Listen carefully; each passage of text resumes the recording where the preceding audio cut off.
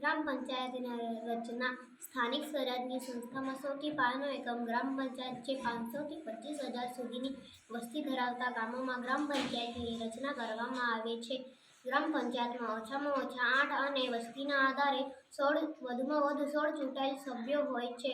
ગ્રામ પંચાયતના વડાને સરપંચ કહે છે. દર 5 વર્ષે ગ્રામ પંચાયતના સભ્યો અને સરપંચની ચૂંટણી થાય છે.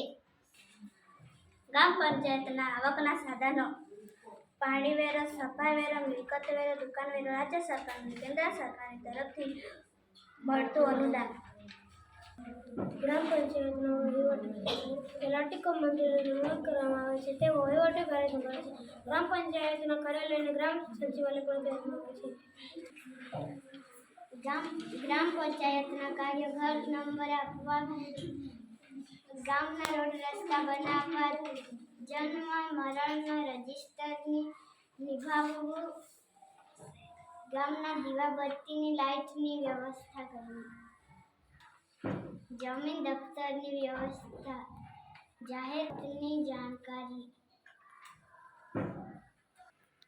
તાલુકા પંચાયતની રચના: તાલુકા પંચાયતમાં ઓછામાં ઓછા 16 અને વધુમાં વધુ 32 સભ્યો હોય છે, જેમાં મહિલાઓ માટે 50% બેઠકો અનામત રાખવામાં આવે છે. ચૂંટાયેલા સભ્યમાંથી પંચાયતના પ્રમુખ અને ઉપપ્રમુખની વરણી થાય છે.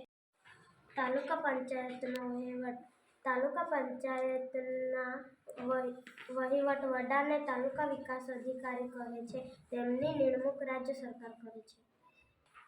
તાલુકા પંચાયતના કાર્યો: તાલુકામાં સ્વાસ્થ્ય અને આરોગ્ય વિષયક સેવાઓ પૂરી પાડવી, રોગચાળા નિયંત્રણની કામગીરી કરવી, ગ્રામ્ય માર્ગો બનાવવા તથા જાળવણી કરવી, પ્રાથમિક શાળાઓની સ્થાપના અને સંચાલન કરવું, તાલુકા કક્ષાએ ખેતીવાડી સુધારણ અને આયોજન કરવું.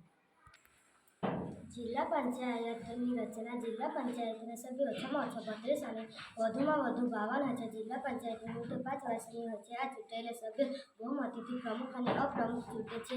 જેમની 50% બેઠકો મહિલાઓ માટે અનુમાન રાખવામાં આવે છે.